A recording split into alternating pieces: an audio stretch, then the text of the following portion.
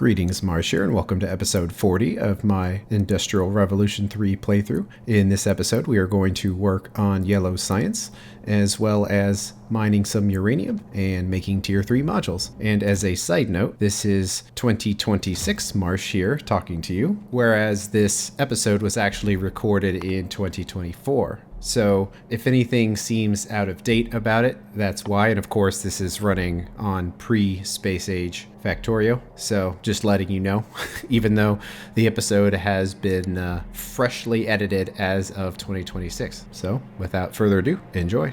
Okay, it looks like we have all of the bugs worked out on our blue circuits and airships making regular trips. So basically from here, we've got nothing left to do but do our last science pack, which is the gold pack. And of course, start researching something, and doing nuclear power sounds nice. But we need to make the packs first. And I'm kind of concerned about output here. Because, for example, to make all of this steel foam, we need an enormous amount of steel and a little bit of chromium. But we've already kind of been short on steel before. So I think it's only going to be worse now working on this science, because we have our steel setup here, which does do the 60 ingots a second, and the iron setup will also do 60 a second. So what that means is we have to share between iron and steel, and I'm thinking we probably should upgrade. Previously, I wasn't sure if it would be worth it to upgrade to the blast furnaces for steel ingots, but now I'm thinking it probably would be. We've already calculated that doing it in the blast furnace does save us a large amount of coke, so from that perspective it's kind of worth it. But I wasn't sure if I'd want to do it. But one thing I hadn't considered is we can do both iron and steel with a blast furnace. And sometimes when doing builds, I think of, have I done this before? And also, would it be interesting to look at? And since this would be a slightly different build, it's probably worth doing. So the idea here is to do direct insertion between the blast furnaces for the two ingot types. And this is going to be a separate setup than what we have now. And since we're using so much steel, we should probably increase this to 120. So this is going to be a lot of stuff. But even with 120 ingots, it barely uses any coke. So it's quite efficient in that way.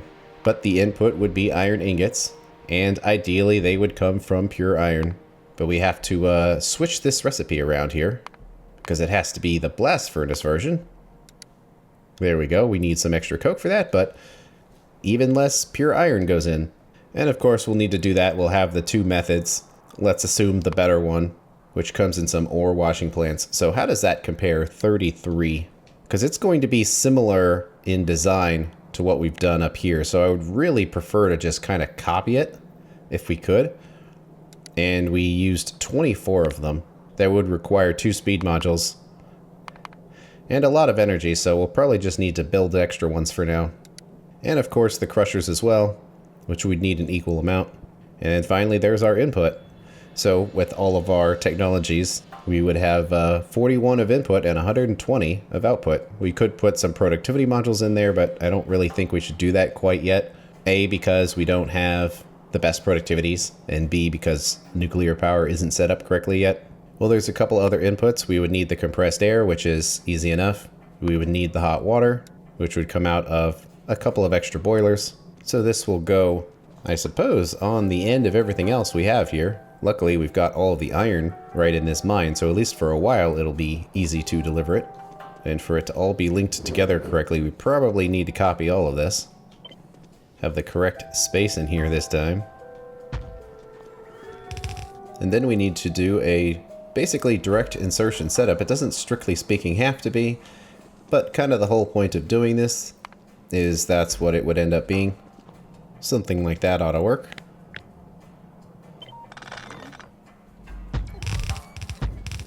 So we'll plop a bunch in here. We've got all the wires hooked up, and because we have plenty of chromium, we are just going to be doing cold water. So right now it's actually set to do the bypass because we already have plenty of chromium. So none of this is really going to run. At least it will for a little bit. Well, it's time to start hooking everything up then. First, in goes the water. It's fine. It's not the heated water. Looks like the filters got here.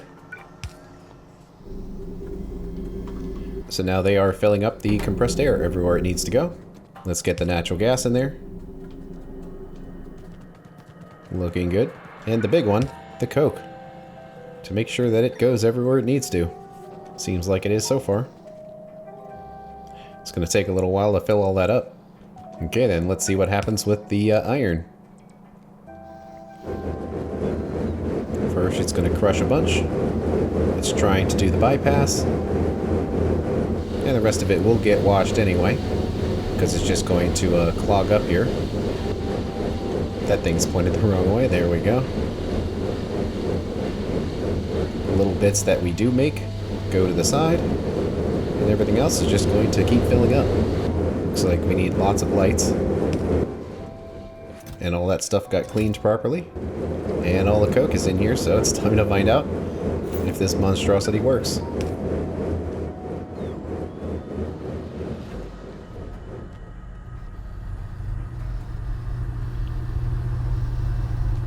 Ah, those are nice and quiet. Sure seems like it's working. Ah, but this is wrong. Making lots of steel, making lots and lots of carbon dioxide. So it seems good. We'll have to see if we have enough trees for all of that. But now we have to reverse this belt. And here we are. This giant setup we no longer need.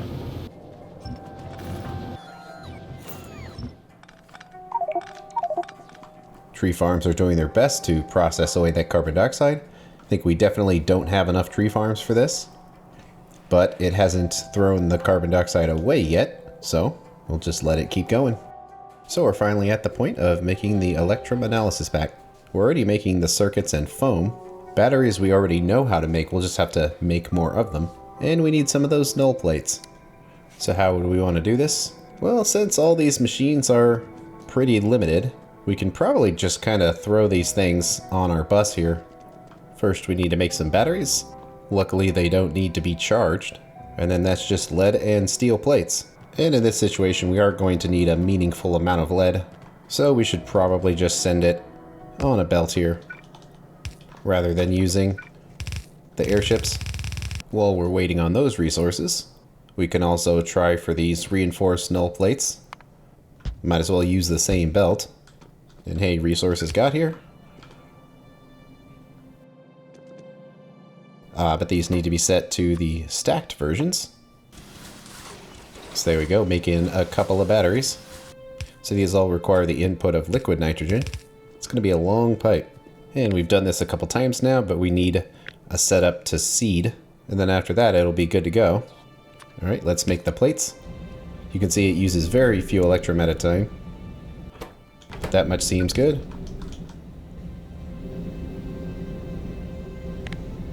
Is that one inserter going to be enough? Not really. I mean, it's fine, but let's do that. And we also need that steel foam. There's so much going on right here. And now time for the science. We probably want to do it relatively close to where the science is being consumed, just so there's not a huge buffer of them. So how about we make them up here? And it's 4 inputs and 1 output. Honestly, it probably won't be much different than this. Well, everything here seems to be running pretty good at full blast. We actually need 8.1 of these. Although that might just be a rounding error because otherwise these numbers are the same, so I guess not. Anyway, we've got most of what we need here. So there's that. Awesome. We are rapidly building up carbon dioxide again. But there go the packs. Now we have all 6 of them. So everything we have combined only does 150 carbon dioxide, whereas our new steel setup does 850 raw. So we need a lot more. So for now, I guess we'll triple the amount of trees we have, and ideally not put them so close to the factory, like maybe out here somewhere, close enough to where pipes would reach, but not so close that there would be problem with pollution. And certainly if they were out here, they would be safe. Previously, we were using trees to absorb pollution, and now we need to protect the trees from pollution. Yeah, so let's add like another 48 total farms here. Let's find some nice, clean, safe places to put these trees. It'd be nice if there was a pre-existing forest. Well, there's not many forests out here. There's certainly some in this general area, but at this point I think I would rather pick them based on convenience of placing them. Nonetheless though, there are trees here, and pollution barely reaches out here, so it's probably a pretty good place to do it. And we should be able to use this to carefully position them. Kind of would like to see what's going on under there, but okay, let's try the pattern again now. Hopefully it attaches. And again, let's just keep the farms going. The train tracks aren't going to cause any issues. Well, these accumulators are in the way, which means they're going to have to move. Let's see, we got to be careful here because we don't really want to create any of these rubber trees. So let's find where they are. There we go. Okay, all of this should be hooked up now. The ones that needed to be seeded with a few trees got them. They'll start out pretty slow, but unlike before, we don't really need this wood. It's just here to consume that carbon dioxide. So how about we do some research, then we can hook up the new trees and see how it works. Well, we barely saw it, but the rocket turrets seem to be doing their job and they didn't get anywhere close. Well, it's about time to test this out. So what should we research? Well, there's certainly a lot of things we can do, but probably the most relevant thing here is uranium processing. That will clean up a lot of pollution in the factory, since most of our power is coming from coke right now. And how this works is similar to vanilla. There's the centrifuge building, and now it requires a new item, radiation shielding, which is lead, steel, concrete, and steel rivets, and other chrome items which we will have access to. And then 10 uranium ore comes in, with that 0.7% chance of the 235, and the rest of it is 238. And you mix more radiation shielding with that uranium to make the fuel cells. So we'll do that, and we might as well keep going down the list here, because we want this process to be completely closed. That when you are processing uranium, you end up having way too much 238, so this is the way to get rid of it. But you need a bunch of 235 to start with, and essentially you're converting 3 238s into 1 235. And we want to research this now because this process takes a little while, that you need an initial seed of 238 to start the process. So the sooner we get that going, the better. And this is a good stress test of the factory with all this research. But now we'll go down to nuclear power, which requires some of those blue circuits and a ton of radiation shielding, as well as heat pipes and graphite. So a pretty expensive building. And the heat pipes are a copper and steel item, so that's no big deal. And then we'll need the heat exchanger, which is a steel item. And then finally we'll be able to get the steam turbine, which is a chrome item with some heavy copper cable. And then to close the loop, when we are finished with the uranium fuel cell, we can crush it down to get some of the 238 back, as well as a bunch of scrap. So it's a good thing our factory has the ability to handle that, because we're going to make some with this. Also, this is where the lead scrap comes from, if you were wondering. It's like, well, what could we scrap that would create lead? Well, this one's a big one. And we'll worry about the logic and everything for that later. Right now we just need some research. And since we're here, how about we get access to the logistics chest so we can actually use robots to move things around, which gives us access to the active provider, the requester, and the buffer chest, finally. Although the active provider is a red circuit item, the requester and the buffers are blue circuits. We should be doing lots of research, pretty much, and consuming lots of power. Seems good so far. Everything is starting to fire up. We are building up the carbon dioxide now. So let's hook up the new tree farms and see how they work. So hopefully all these hook up. Oh, they're all running. Gonna create lots of wood. Let's make sure everything connected to the bottom. Wow, already did an achievement. But those are absolutely hooked up. And well, wood's coming out, so it means those are hooked up. Same there. And same there. Well, it looks like the carbon dioxide is still going up even with all our new farms. So we may need even more. Right now everything is balanced. So what we probably need to do is another set of machines. Looks like we're overloaded on oxygen. I guess we need a lot more than this. Alright, research on nuclear power is done. And we've got even more farms.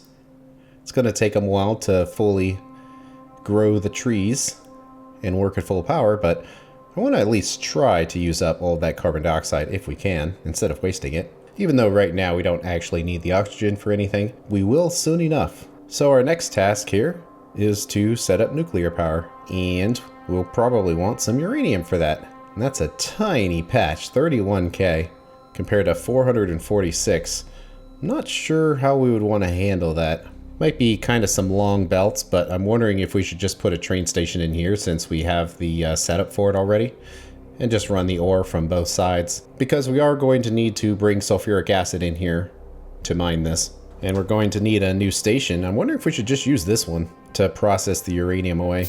I don't know exactly where we would want to put our nuclear power plants. Honestly, down here makes a lot of sense. Maybe in this far corner. I don't want to crowd this too much, but I don't know how much farther out this is really going to go. Maybe to here if we put more bits on, but if anything, it's going to expand down. So actually using this train station, since it's already here and all that track is laid, we probably should just reuse it. So let's change it to uranium unload. And actually putting these on the bottom really makes more sense here. Oh yeah, they need somewhere to park. Well, I guess we'll start handling that now, where this is our junk chest, and anything that finds its way here needs somewhere else to go. So we'll keep that in mind whenever that chest gets full, that there's probably some requester chests that we can lay in order to clean that up. Previously, we would have to carefully set storage chests and then put them back in our inventory and let them be carried around, so it was kind of annoying. Interesting, this train was still hooked up on ethanol. I guess it makes sense that we weren't thinking about it, because it was an unused station. Well, looks like biters really aren't getting through the wall. That those explosive rockets are doing their job. They do also damage the walls, but it seems like they are not destroying them. Last thing this train needs is to be loaded up with acid. We could put a storage tank here to make it so it loads and unloads very quickly, but honestly, it probably won't need it. It's just not going to use acid very quickly. Luckily, it's close by.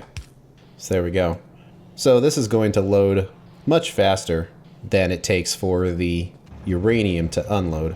But this essentially has two conditions here. First is the amount of uranium is equal to 0, and it needs to have a sufficient amount of sulfuric acid, and in this case, it's 6,000. So if it has that, it will be able to do another run. And of course, it's full. So let's go for a ride. This part of the track that's going through our tree farms is fine, but once it gets to here, we need to split these sections away, and we can actually take this out to make it a little simpler to put the signals in, where by putting those two things there, that splits off this part of the track, and then this other one, that is its own track as well. So if we put two more there, there we go. We're not doing any active mining, so we can just take up this track for a while. It's going to be a really long belt coming from all the way over there, but it's going to be such a temporary mine, I'm not sure any other way to do it. I mean, we could do 2 stations, but then we would just immediately pull that station out after we have 31k mined. Actually, now that I think about it, we do have this crude oil here, so if we put a station here, we could just convert it from uranium to crude oil. And that's something we'll probably do pretty quickly, because both of our crude oil mines are fairly low. I mean, we are keeping up with the crude oil, so it's not critically low, but that's our last big mine of crude oil, so we should probably try to use it. And here we go. Place in the miners. So the question is, do we position them in such a way where we need the least amount of miners, or we get the highest throughput? I'm thinking least amount of miners, because that'll actually do the job, and it's not like we're going to need this stuff all that fast. I mean, that's 15 per second as is, which seems plenty. So uranium load 2 until we have 6,000 uranium pieces.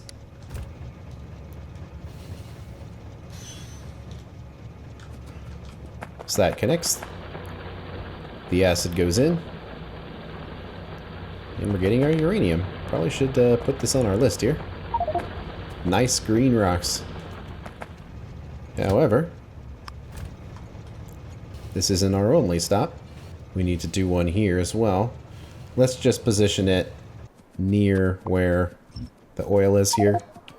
And I'm guessing we should try to position the miners in such a way where we do get some output out of that. It's not too bad of a belt here. I just hate building a station right next to that and then never use it ever again. Alright, let's go back to unload again. Call this uranium load 1. First, it's also waiting for the cargo to be 6,000 uranium. And also, we want a time passed condition. And the question is, how long would it take to load up 60k of uranium? Well, it kind of depends. Technically, if these chests are already full, it could load really fast. And it doesn't have to be perfect. Let's just say 120 seconds. Whatever happens first. Because eventually this mine is just going to be empty and this train's going to be wasting its time sitting here. But at least it's not sitting here forever. So now if we do this, the route should be complete. So it comes here, but we needed to deliver the acid. And now that we have, it's coming in. But regardless, it's only going to wait for 2 minutes, because that mine is so tiny that it's going to disappear very quickly. This is very much a temporary situation here. Seems like it's not changing colors. I don't know, maybe it is. Wonder what it's matching, the sulfuric acid perhaps? Oh well, let's say it waited. Wow, 2.5 hours to get that mine cleared out. And we're probably going to need to get it cleared out in order to get our initial supply. No, take me with you. Well, it did change color that time, so that's good. Ah, this number's wrong. It needs to be, because that's on a per car basis, so this has to be 18,000. Which means that we actually need to have 18,000 of fluid in there. 1 hour. Wow. That is exactly why I didn't want to set up too permanent of a thing for this, because it's not going to take very long, but we do need to get this acid out of here without wasting it. Let's position it down here instead. Now it's connected, it has plenty of acid. Next stop.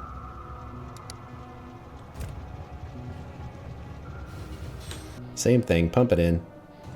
And the circle is complete. It won't unload evenly with the acid, but it doesn't really matter because this mine here, in 48 minutes, it's going to be gone. So it's a very temporary thing. And now it should be allowed to just do its thing. Okay then. And now we need to do the calculations for how much uranium we want to deal with. It's probably going to be way too much, but in the end you just have to pick a number. And since that mine can do 15 a second, let's just see what that looks like. Set it on input. Say it's 15.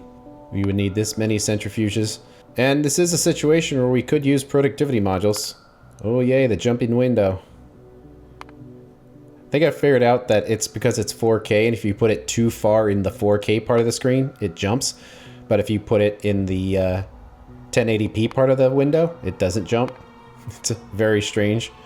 But this is a situation for productivity modules. Without them, we would be spending 1.6 megawatts to do this, and we would get that much. Or we can increase it to 18.2 and get more. Since we're at the end game, we probably should be using productivities. We haven't actually researched them yet, although we could. I kind of want to wait on that because our power is barely sufficient to run the factory as is. But let's start planning for the tier 3 modules. That it's a further reduction in speed and a further increase to everything else. Don't really need to do this because uranium is so efficient, but also this doesn't actually create any pollution. That's very important to note. Pollution is 0. So it's only electricity, and now the electricity is going to be coming from nuclear itself. In the beginning, we may not actually want to run these productivities because it's probably going to consume a lot of coal. But for now, let's just build around assuming that was the case. And then from here, we have an output of 238. And because we're stacking these, they're going to start to get really efficient. You can see we get a lot more out of this. I have the feeling 15 per second is going to be way too much. Now that's suddenly an enormous amount of power. And if we turned all of that into fuel cells, don't worry about this too much. Well, I guess the matrix solver actually fixes it this time. That we would need to make them, and we cannot put productivities there. So it just has to be efficiencies. That we would get this many fuel cells. And we can actually calculate for how many reactors this would power. If we put a reactor here, slide it to the bottom, it is now connected. And you see we have way too many, so I think 15 per second is far too much. But that would be enough for 193 reactors. And we would want to set the neighbor bonus for this. And the way that HellMod calculates neighbor bonus is what you're telling it is the total number of reactors in the group, not the neighbor bonus that you think you're going to get. So in other words, if it's one reactor, you get no bonus. And if there's two reactors, in other words, one reactor touching another one and that's it, then the bonus is 100%. And then if you have 4 reactors, that means you have a square of 2 of them on each side. Now the bonus is 200%, and the 8 is a 2x4 grid, in which it's 250. So just remember that this selection is how many reactors you have, not the neighbor bonus. So we would be getting the neighbor bonus of 200%. And that tells us that we would be making 20.4 gigawatts, which is a lot considering our factory hasn't even made 1 gigawatt yet. So let's walk this way back, maybe back to 5. Even 5 is far too much, but that would at least allow us to expand. I mean, we could do 1. Even 1 would work. Let's just increase this so we're using, how about that? Because that would max out this 1 centrifuge. So that way we'd only ever have to build 1. It is using the matrix solver for the 238, so this assumes that all of it is going into fuel and we're not using it for anything else, which more or less will probably be the case. And then all of this would be able to put out 3.7 gigawatts, and that should be more than enough for what we need.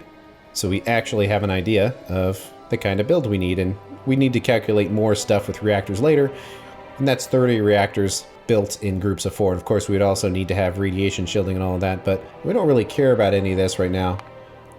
So we can remove that. Really, the only thing we're trying to do is start the Kvorix process so we can start making some power here. One thing I would like to do is have another HUD combinator, and I guess we'll just do it here. And let's connect all this together. Because I would like to track the state of our power. I did something similar to this in my Angel Bob's playthrough, but no signal. Oh, because the one we just placed. But the idea here is that I want to track our usage of the fuel items like uranium, and also track how hard the reactors are actually working. Let's do red for the supplies here. So we pop in there. We've got a new one. We'll just call this one power. And that tells us how much uranium ore is on hand. And then we're going to need 5 of these, but of course we need to make them first. And in order to do that, we need large chrome frames, advanced engines, and radiation shielding. The radiation shielding is the new thing, which is lead, steel, concrete, and steel rivets. Hopefully we have all of these things on our bus now. Well, the large chrome frame requires chrome pieces and the revolutionary computer. Then that computer requires small chromed frames and heat sinks. Okay. In goes copper for heat sinks. They might be a little short on inserter speed here. But also it might not matter because of the speed of these.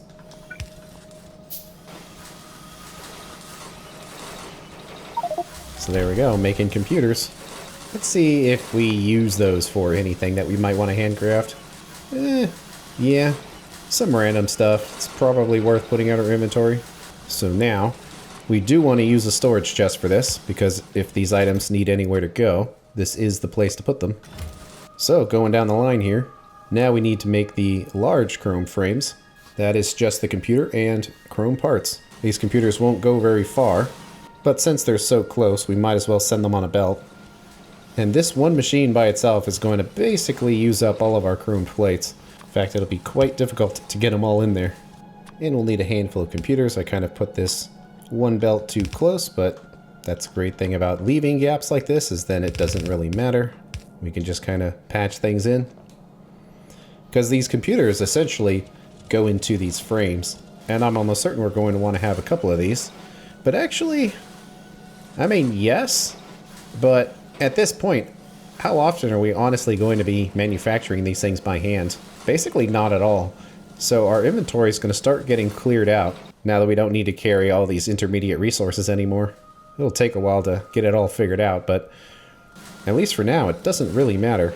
So now we need the centrifuge. We're going to need advanced engines, and I don't think we put those on a belt, but we don't need to because they're already in a storage chest, which means if we make a request for them, they will arrive. So now the thing we need to make a bunch of are these radiation shieldings. Lead, steel, concrete, and steel rivets. Well, of course, steel is here. Lead is here. And concrete is here because of science. What does this shielding go into? Basically centrifuges, nuclear reactors, and fission reactors. So we're going to build so few of these that I think we can just use robots to deliver everything. And that's what we're going to be saying going forward, is why bother doing this when we can just use robots. All right, let's start hooking stuff up and see if it works. Making steel. Lead in the concrete. And finally, centrifuges, and let's just make 10 of them. Yes, but I believe the intent was to do a lot more than just one of these because we would need a ton of it for stuff. So something like that, but a lot more than what we were making. How much more? I'm not sure. Well, the concrete goes to there, so how about that many? Well, that's definitely making a lot more. That seems pretty good. Actually, since we're here, and we need these productivity modules, let's make those too. First, we need to change the minibus, and hey, it looks like we're making lots of trees, which is nice. But we need to adjust the minibus to stop making tier 2 modules and start making tier 3. And then we can start replacing everything. At least our factory's covered by robots now. So we definitely don't need to do this. I guess we actually need to research those modules. I suppose we should do it now. Just destroy our factory with pollution again. Okay. We don't need to have a condition on these. They'll just always run.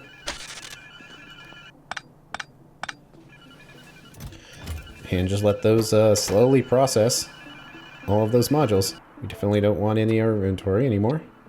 Wow, I wasn't really looking, but our uranium mine is at 2.2% now.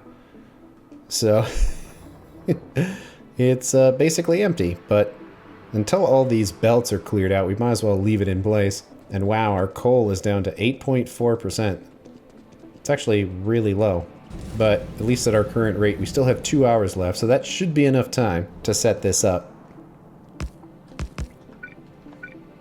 Just line them up. But I guess research has been going uneventfully. Yeah, pretty much. Nothing too exciting. Just using a lot of power that our factory can't possibly keep up with because all of our steam engines are going and they're only 146 megawatts and we're using 180 right now. So we actually can't keep this up forever. And I'm noticing that we are still building up carbon dioxide, which I really hoped we'd have enough tree farms at this point. I mean, it's not building up too fast. Well, that's a problem. Guess we gotta fix that. Could also be that the fluid in the system just needs to slosh. But nah, I don't know, it's going up. Which makes me think we need even more trees than we have now. Even though we are totally just venting that oxygen like there's no tomorrow. Like, that is a lot of vented oxygen. Unfortunately, it doesn't reduce pollution to vent oxygen. You'd really hope that it would. But it doesn't. It simply does not create any new pollution. That might have gotten in the way a little bit. Although they're still kind of running. So, I don't know. We'll see. If it ever gets filled up to the point that it gets vented, well then, that's a sign we need even more. But for now, it actually seems to be pretty healthy. These aren't all maxed out yet, so it's going to take some time. But it's doing alright right now. Anyway, modules are done. We survived. So there's the tier 3s. First, we'll probably want efficiencies. And they're just another 10% better from 40 to 50%, but keep in mind that the minimum is 80% on a machine, so many times that doesn't actually make a difference, but it can if you've been stacked up with other module types. And the second one, let's do productivities. These are certainly better than what came before. It's not majorly better. It's similar to efficiencies where it's an increase, but it's not a crazy one. The big change is with speed modules. Because previously, it was 50% energy consumption for only 20% speed. And then it's 60% energy consumption for 30 speed. And now it's 70% consumption for 50 speed. So it's almost to the point to where you're not actually spending any electricity at all to speed it up. So that is when it gets really good. So at this point, we probably will start considering speed modules. It just depends. Anyway, we'll hook all those up. And now that we have a nice production capacity here, it shouldn't take very long at all to make these. And of course, they're immediately picking them up. And we're going to want some in our inventory. And let's start updating this. Now, if a machine only has one slot, then definitely the better efficiencies are quite useful. But like with mining drills where they only have two, it's not that big a deal. Some of these we'll actually have to play around with to get an idea for how we want it to work. But definitely we're going to want to have better productivities in our labs. Definitely we're going to want to have better speeds on our derricks here. Honestly, the scrapping machine can just be speeds because faster is better for that one. And all of these single stack machines should all be the better ones. This is going to take a while to clean up our factory, but there we go. So definitely the labs should all get upgraded. It's going to change the consumption speed of them though. So now our labs can do, well, I guess we would need to see research going to find out. Our machines were set up for 1.86 and now it's 1.4. So it's certainly going to be slower, but with greater material efficiency, which is pretty much always good. We don't need to upgrade the entire factory, but we should at least hit all of this science. And definitely plastic is kind of slow these days. It looks like it's actually steam. And yeah, that's what it is. Well, sometimes the easiest thing to do when you need to expand something is double it up and see what happens. It placed all the centrifuges and train is back. But actually in this case, one, I don't want to use a bunch of electricity to do this, but two, we're just not in that much of a rush. So let's just put efficiencies in there for now. And there are two conditions to which we would want this to run. Normally, the limiting condition when you're processing uranium, it's actually the 238, because you need 238 for all other processes. The 235 is actually a lot less important. So most of the time you can just limit this based on 238. However, in our situation, we do need to have at least 40 of it in order to start the process to make more. So we kind of need to do that as well. So the normal condition is uranium ore is less than some number. Let's just say 1,000. Green circle. And our special condition here, although that needs to be 238. And also our condition here is we need to have enough to start the process to make more. So let's say 40. And then if either of those is true, the belt can go. But there they go. Processing away, silently making the boring rocks. Okay, I would like to include this on our power indicator here. So we'll just send the wire along. And that will also tell us the condition of either of those as well. And next, we're going to need to process the 238, but we kind of need to have extra space here. So can we move all this up? Looks like it. Can we put a filter on these? Excellent. Because we want to sort this on each side. Oh, it doesn't support moving, huh? Well, there you go. Hey, we got a good rock for once. And we just need to wait until this number goes up. And I'm actually going to put speed modules in this for now, just because we want this thing to fill up as quickly as possible. And actually, we could use separate conditions here, where this is trying to get 1,000 stored, and 1,000 is probably too many. Let's do like 100. And this one is trying to store actually just like 10. So the left one controls the input of the 238, and the right one controls the input of 235. And then once we have a sufficient amount of both, then neither of these processes need to run, and it can wait. And we definitely want the amounts to be on here. And it'll take a little while. We could actually make it go a lot faster by just using the speed modules. It'll be a significant speed boost, just so we can get this going as quickly as possible. And now the next thing we need to do is figure out a build for our reactors. However, that's going to have to wait until the next episode. Thanks for watching, and I will see you later.